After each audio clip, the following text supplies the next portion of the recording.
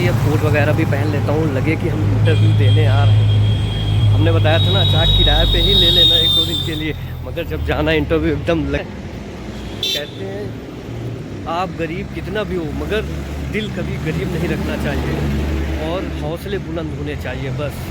तो बस उसी के साथ मैं अब निकल पड़ा हूँ पूर्ण रूप से इंटरव्यू देने के लिए। विजिटर ये है एंट्री गेट। तो चलिए चलता हूँ। तो फाइनली मैं आ गया हूँ। थोड़ा यहाँ से स्पीड में चलूँगा ताकि मैं जल्दी पहुँच जाऊँ, तो स्पीड में चलता हूँ।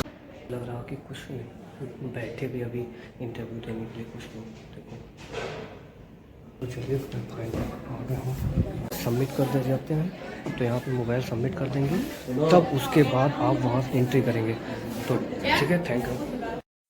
चलिए, अब आप सबके दिमाग में होगा कि वाकई में आपसे इंटरव्यू में क्या क्या चीज़ें पूछी गई थी, वो चीज़ें आप बताइए। आपसे इंटरव्यू में हिंदी में हुआ या इंग्लिश में हुआ, हमें क्लियर कीजिए सर।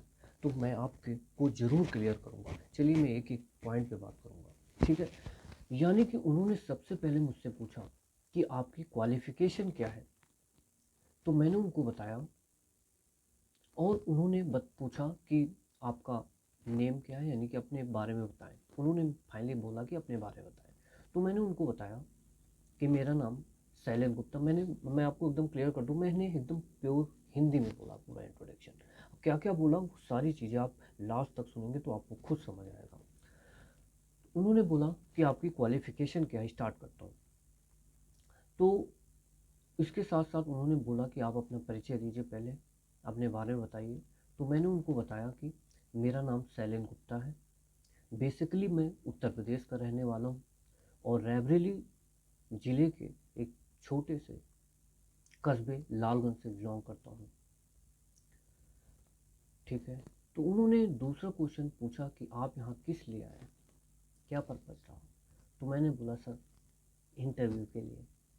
तो बोला कि ठीक है, अच्छा आपको पता है आप किस पोस्ट के लिए यहाँ पे आए हैं। तो मैंने बोला सर जी सर सेल्स के लिए। तो बोला कि अच्छा क्यों। हमने बोला सर इसमें कहीं ना कहीं पैसा अच्छा है, तो और भी चीज़ें कहीं ना कहीं अच्छी चीज़ें मिल जाती हैं। तो बोला ठीक है। अच्छा आप ये बताइए, जहाँ तक मैं देख पा रहा हूँ कि तुमने इंजीनियरिंग कर रखी है और इसके साथ साथ कहीं ना कहीं तुमने टीचिंग क्षेत्र में भी कार्य किया है, यानी। मैंने बोला जी सर मैंने इंजीनियरिंग की, फिर उसके बाद मैंने बच्चों को पढ़ाना स्टार्ट किया। पढ़ाया का फिर उसके बाद मेरे दिमाग में एक दिन ऐसे ख्याल आए कि वाकई में कुछ अगर करना है तो शायद छोड़ना पड़ेगा कुछ ना कुछ। तो फाइनली मैंने डिसीजन लिया। बोला कि मुझे सारी चीज़ें तो समझ आ गई, पर आप बताइए कि आप इस फील्ड में आना क्यों चाहते हैं। अच्छा इसके पहले आप बताइए कि आपके पापा क्या करते हैं। तो मैंने बोला कि मेरे पापा दुकान करते हैं। तो बोला कि जब दुकान करते, दुकान में यानी कि बिजनेस में तो अच्छा पैसा है, तो वो क्यों नहीं ज्वाइन कर लेते हो, उसको करो, अपने जैसे और लोगों को भी जॉब दो। तो मैंने उनको बताया सर हमारी दुकान इतनी बड़ी नहीं है और हम इतने फाइनेंशियल मजबूत भी नहीं है सर कि हम एक अच्छे से बिजनेस कर सकें। फिर आप हमारी फील्ड से आप मैच नहीं करते, क्योंकि आप इंजीनियरिंग किया और उसके बाद बच्चों को पढ़ाते थे। मैं आपको क्यों रखूं, आप हमारी फील्ड से मैच ही नहीं करते हैं। आप हमारे किस काम के हैं, आप ही बताइए। मैंने बोला सर मैं एक्चुअली मैंने सोचा मुझे बैंक में जॉब करना है, मैं बैंक सेक्टर में आना चाहता हूँ। तो बोला, मैंने बोला ना आप मेरे फील्ड से मैच नहीं करते हैं ना, मैंने बोल दिया आपको। तो मैंने बोला सर एक्चुअली सब कोई चाहता है कि सरकारी नौकरी और एक स्टेबल जॉब हो। तो बोला कि अरे आप गड़बड़ फील्ड में आ गए। पहली चीज़ मैं आपको क्लियर कर दूं कि ये जो बैंक है ना, ये अर्ध सरकारी बैंक है, राइट। इसमें फिक्स टाइम होता है, ऐसा कुछ नहीं। उन्होंने बोला ऐसा कुछ नहीं, इसमें फिक्स टाइम वगैरह नहीं। आप में क्या क्वालिटी आप बताओ कि आपको सिलेक्ट किया जाए। उन्होंने बोला ना मुझे कोई बिल्डिंग बनवानी, क्योंकि आपने इंजीनियरिंग सिविल से कर रखी है, तो मुझे कोई बिल्डिंग भी नहीं बनवानी है और ना ही हमें बच्चों को पढ़वाना है, तो बताइए आपको क्यों सेलेक्ट करूं। और फिलहाल जो आपकी क्वालिफ़िकेशन है ना वो मेरे से मैच नहीं करती है, सर ने बोला।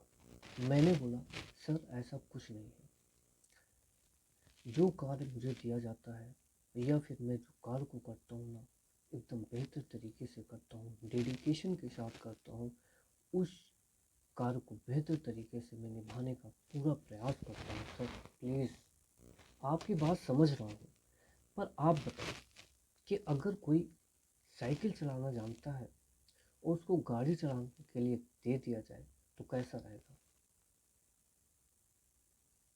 फिर मैंने बोला कि सर अगर उसको ट्रेनिंग बेहतर तरीके से दी जाएगी सर, तो हमारा मानना है कि वो शायद चला लेगा सर। सर पर हमें एक बार ज़रूर मौका देना चाहिए सर। अगर मैं यहाँ तक आया हूँ तो कहीं ना कहीं किसी विजन के साथ सर मैं आया हूँ। और इस प्रकार उन्होंने मुझे फाइनली सिलेक्ट कर दिया, ठीक है। और अब मैं पूरा ओवरऑल की बात करूं कि उनको कहीं ना कहीं मेरे में क्या अच्छा लगा, मुझे क्यों सिलेक्ट किया, अब पॉइंट वाइज बात करता हूँ।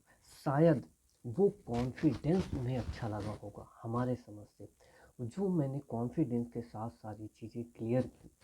दूसरा हमारा जो ईमानदारी यानी कि हॉनेस्टी जो दिखी, वो चीज़ें उनको अच्छी लगी। और उन्होंने कहीं ना कहीं तीसरा जो पॉइंट था कि उन्होंने देखा कि हमने इसको एक डिफ़िकल्ट सिचुएशन में डाला तब भी ये बाहर निकल आया, तो कहीं न कहीं इन सारी चीज़ों को देखकर ही उन्होंने शायद डिसीजन लिया होगा। इसी के साथ आप सबको बहुत बहुत थैंक यू, धन्यवाद।